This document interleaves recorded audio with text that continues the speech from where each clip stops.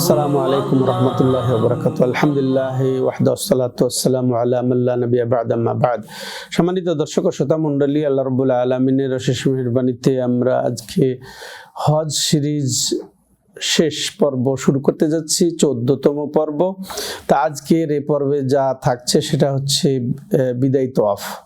তো বিদায় তওয়াফ এটা গুরুত্বপূর্ণ আমল, শেষ আমল হজের শেষ।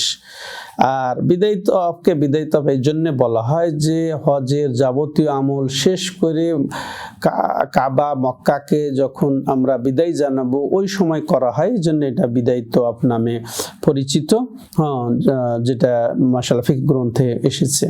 তো আসলে এই বিদায় তওয়াফটা এটা ওয়াজিব, এটা সাধারণত ওয়াজিব যখন মক্কা ত্যাগ করবে তাদের জন্য।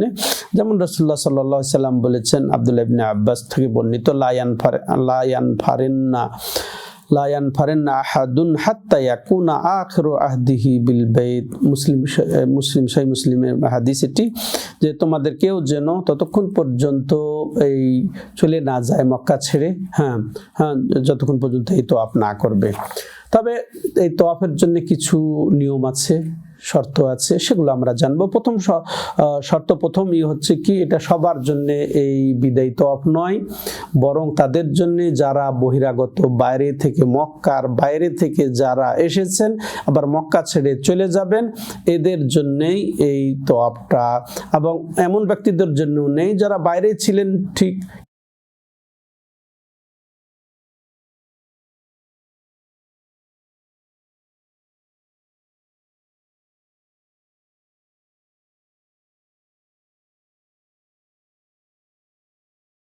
সে যেন ওই যে ঋতুবতী না হয় বা সন্তান প্রসব হয়ে গেছে এরকম সাব যুক্ত অবস্থা না থাকে, তাইলে তার জন্য বিদায় তওয়াফ। এছাড়া ওই অবস্থায়, নাপাক অবস্থায় বিদায় তওয়াফ নয়, তারা ফিরে যাবে।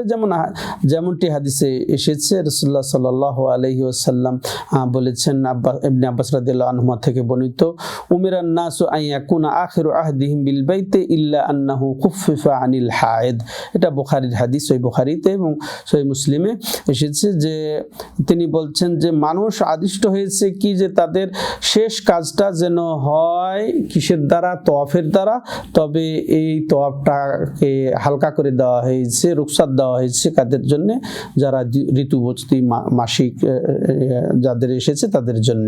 সম্মানিত দর্শক ও শ্রোতা মণ্ডলী, তবে যদি কোনো মহিলা বের হয়ে চলে গেছে, মক্কা ছাড়বে কিন্তু এখনো হারাম সীমানা অতিক্রম করে নাই, এমন অবস্থায় সে পবিত্র হয়ে গেছে, তার ফিরে এসে বিদায় তওয়াফটা করতে হবে, এটাও জরুরি। সম্মানিত দর্শক, তৃতীয় যে বিষয়টা আমরা জানবো, যেটার সময় কখন, এটার সময় একেবারে হজের যাবতীয় কাজ শেষ হয়ে বিদায়ের মুহূর্তটাই হচ্ছে এটা সময়। যেমন আব্দুল্লাহ ইবনে আব্বাস রাদিয়াল্লাহু তাআলা আনহু থেকে বর্ণনা, তিনি বলছেন রাসূলুল্লাহ সাল্লাল্লাহু আলাইহি ওয়াসাল্লাম বলেছেন, লা ইয়ানফারিন্না আহাদুন হাত্তা ইয়াকুনা আখিরু আহদিহি বিল বাইত। সহিহ মুসলিম, যে তোমাদের কেউ ততক্ষণ পর্যন্ত ফিরবে না যতক্ষণ পর্যন্ত তার বায়তুল্লাহর শেষ কাজটা হবে তওয়াফ দিয়ে। এরপরে আসেন এই বিশেষ করে এখন বিদায় তওয়াফ অনেকে হয়তো করে থাকে, তো তার কিছু সমস্যা দেখা দেয়। এরপর সলাতের টাইম হয়েছে, সে সলাত কি পড়বে না? হারামে সে সলাত পড়বে। এই সলাত আদায় করলে তার বিদায় তওয়াফ নষ্ট হবে না। এটা রাসূল সাল্লাল্লাহু আলাইহি ওয়াসাল্লামেরও ঘটেছে, তিনিও এই সলাত আদায় করেছেন। আর একটা মাসআলা হচ্ছে কি, যে আর এর সাথে আরেকটা কথা, যে এক কথায় তাইলে যদি বিদায় তওয়াফ করার পরে যদি দেরি হয়ে যায়, তাহলে যেমন দেরি হওয়ার হওয়া, সাথীর জন্য দেরি হওয়া, বাসের জন্য দেরি হওয়া, বা একটু কেনাকাটা করতে গিয়ে দেরি হওয়া, এটা কোনো সমস্যা নেই। কিন্তু ইচ্ছে করে বিনায়াতে দেরি করলে তখন 2-1 দিন চলে গেলে তখন আবার সে তওয়াফটা করে নেবে, সমস্যা নেই। আর আরেকটা মাসালা হচ্ছে কি, যে তওয়াফে ইফাদা, হজের তওয়াফ যদি এমন মুহূর্তে করা হয় যে সে হজের তওয়াফ করে চলে যাবেন, সফর করবেন, তো এমন তো অবস্থায় তার জন্য বিদায়ী তওয়াফ কি আছে? বিদায়ী তওয়াফ তার জন্য নেই। হ্যাঁ, তার জন্য আর বিদায়ী তওয়াফ, আসলে তওয়াফ, বিদায়ী তওয়াফটা আলাদা কোনো আমল নয়। তবে যদি মনে করেন সে তওয়াফে ইফাজা, হজের তওয়াফ করার পরে আছে এরপরে যেদিন বিদায় হবে ওই সময় তার জন্য ওই তওয়াফ শেষ করেই বিদায় হন, এই জন্য ওটা বিদায়ী তওয়াফ।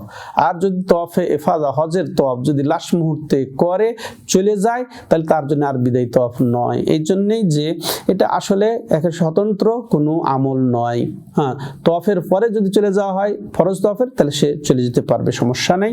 তেমনই ভাবে এটা দৃষ্টান্ত এরকম হতে পারে, যেমন মসজিদে প্রবেশ করার 2 রাকাত দুখুল মসজিদ আছে, তাই না? আমরা জানি ওটা কোন সময়, যদি আপনার সামনে সুন্নত যদি না থাকে, অর্থাৎ জোহর আপনি গেছেন, জোহর সরাসরি জোহর সুন্নত যদি শুরু করেন সমস্যা নেই, ফরজ শুরু হয়ে গেছে, ফরজ শুরু করে দেন, সমস্যা নেই। তখন আপনার ওই দুখুল মসজিদ কই গেল, তাহিয়াতুল মসজিদ বা যে মসজিদে ঢোকার যে সালাত খাস পড়া, সেটা তো আর নাই, তাহলে বিলুপ্ত হয়ে যায়। তখন ঠিক তওয়াফ দিয়ে আপনি বিদায়ী হবেন, ফরজ তওয়াফ, তখন আপনার জন্য বিদায়ী তওয়াফ নয়। এটা আমাদেরকে বুঝতে হবে। এখানে শেষ মাসালা এটা বলতে চাই আমরা, এটা হাজিদের জন্য এই বিদায়ী তওয়াফ এটা হচ্ছে ওয়াজিব। কিন্তু যদি তামাত্তু করতে যায় না, যারা উমরা করতে যাবেন তাদের জন্য কি এই তওয়াফটা জরুরি? ওয়াজিব নয়, এটাদের জন্য মুস্তাহাব। যেটা শেখ বিন বাজ রাহিমাহুল্লাহ বলেছেন যে নবী সাল্লাল্লাহু আলাইহি ওয়াসাল্লাম থেকে এরকম যে জরুরি ভিত্তিতে যেভাবে বলা হলো বিদায়ী তওয়াফের ক্ষেত্রে তিনি যেভাবে আদেশ করেছেন এরকমটি নয়। হ্যাঁ, তো অতএব যেমন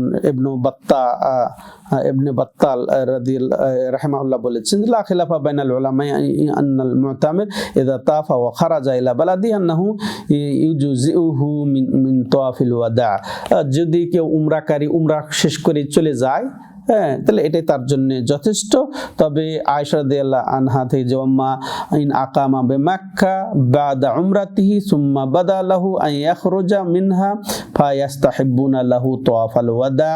তবে উমরা করে যদি ওখানে অবস্থান নাই কিছু 2-1 দিন, হ্যাঁ, এরপরে যদি সে মক্কা থেকে বের হতে চায়, তার জন্য এই তওয়াফটা মুস্তাহাব, সুন্নাত করে যেতে পারে, কিন্তু ওয়াজিব নয়। যদি না করে তাহলে কোনো গুনাহ হবে না, কিন্তু হজের যেটা বিদায়ী তওয়াফ সেটা করতে হবে।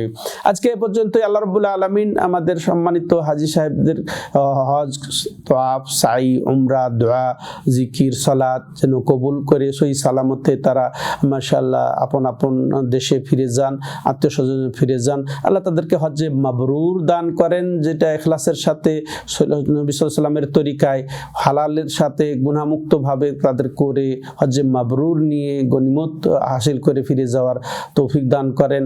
আল্লাহ সবাইকে ক্ষমা করে দেন। হাদা ওয়া সাল্লাল্লাহু আলা নবিনা মুহাম্মদ ওয়া আলা আলিহি ওয়া সাহবিহি আজমাইন। সুবহানাকাল্লাহুম্মা বিহামদিকা আশহাদু আল্লা ইলাহা ইল্লা আনতা আস্তাগফিরুকা ওয়া আতুবু ইলাইক।